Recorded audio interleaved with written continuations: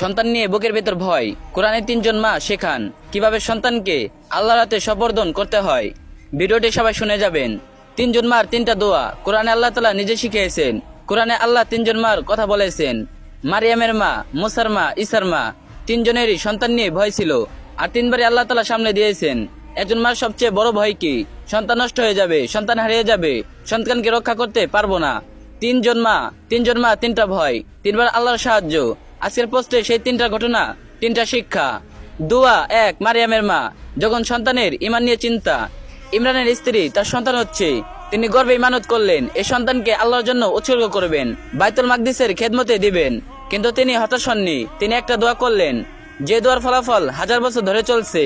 রব্বি ইন্নী ওয়াদুতুহা উনসা ওয়া ইন্নী সাম্মাইতুহা মারইয়ামা ওয়া ইন্নী উঈযুহা বিকা ওয়া যুররিয়াতাহা মিনাশ শাইতানির রাজিম। সূরা আলে ইমরান আয়াত 36। আল্লাহ কি উত্তর দিলেন, ফাতাকাব্বালাহা রাব্বাহা বিকবুলিন হাসানি ওয়া আনবাতাহা নাবাতান হাসানা। অর্থাৎ তার রব তাকে উত্তমভাবে কবুল করলেন এবং উত্তমভাবে বেড়ে ওঠালেন। সূরা আলে ইমরান আয়াত 37। একজন মার একটা দোয়া, আল্লাহ সেটা এত কবুল করলেন যে শয়তান মারিয়ামকে স্পর্শ করতে পারেনি, তার সন্তান ঈসা আলাইহিস সালামকেও না। কখন পড়বেন? যখন সন্তানের ঈমান নিয়ে চিন্তিত, যখন ভাবছেন চারপাশে এত ফিতনা, আমার সন্তানকে কে রক্ষা করবে। যখন মোবাইল, সোশ্যাল মিডিয়া, বন্ধুদের প্রভাব সব দিক থেকে শয়তানের সন্তানদের দিকে হাত বাড়াচ্ছে। দোয়া 2, মুসার মা যখন সন্তানের জীবন বিপদে। একজন মার কাছে সবচেয়ে কঠিন মুহূর্ত কি? সন্তানকে বুকে চেপে ধরেও রক্ষা করতে না পারার ভয়।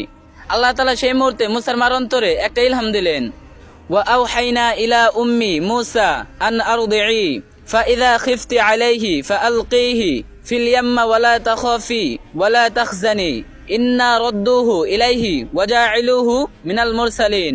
সূরা কাসাস আয়াত 9।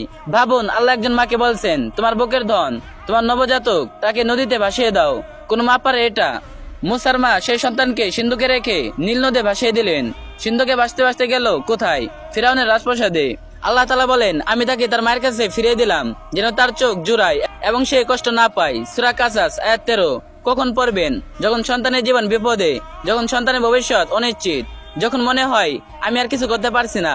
মনে রাখুন, মুসার মা নিজে কিছু করতে পারেননি, তিনি শুধু আল্লাহর উপর ভরসা করেছিলেন। আল্লাহ বাকিটা সামনে দিয়েছেন।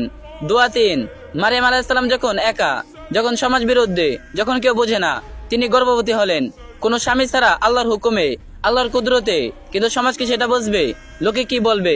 প্রসব বেদনা শুরু হলো। একা, কোনো মানুষ নেই পাশে, কোনো ধাত্রী নেই, একটা খেজুর গাছের নিচে একা।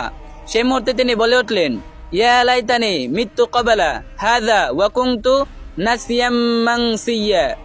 অর্থাৎ, হায়, এর আগে যদি আমি মারা যেতাম এবং মানুষের স্মৃতি থেকে সম্পূর্ণ মুছে যেতাম। সূরা মারিয়াম আয়াত 23। কিন্তু আল্লাহ কি তাকে একা রেখেছেন? কখনোই না। সূরা মারিয়াম 24-25 আয়াতে আল্লাহ তাআলা বলেন, আল্লাহ তার জন্য পানি দিলেন, খাবার দিলেন। আর তারপর সবচেয়ে বড় সাহায্যটা, যখন সমাজের সামনে গেলেন, লোকে অভিযোগ করলো, তখন আল্লাহ দোলনায় শিশু ঈসাকে দিয়ে কথা বলালেন। একটা সদ্যজাত শিশু দোলনায় বসে বলল, আমি আল্লাহর বান্দা। সূরা মারিয়াম আয়াত 30। মারিয়ামকে কিছু বলতে হয়নি, আল্লাহ নিজেই তার সম্মান রক্ষা করলেন, তাকে একা পড়তে দেননি। কখন পড়বেন? যখন একা মনে হয়, যখন সমাজ বুঝবে না, যখন সঠিক পথে আছেন কিন্তু কেউ সাথে নেই, যখন মা হিসেবে একা লড়ছেন, স্বামী পাশে নেই, পরিবার সাপোর্ট দিচ্ছে না, সব দায়িত্ব আপনার কাঁধে। এই ভিডিওটা অবশ্যই একটা শেয়ার করে দিবেন যাতে অন্য কেউ জানতে পারে, আর যে যেতে পারবেন কপি লিংক করে দিন।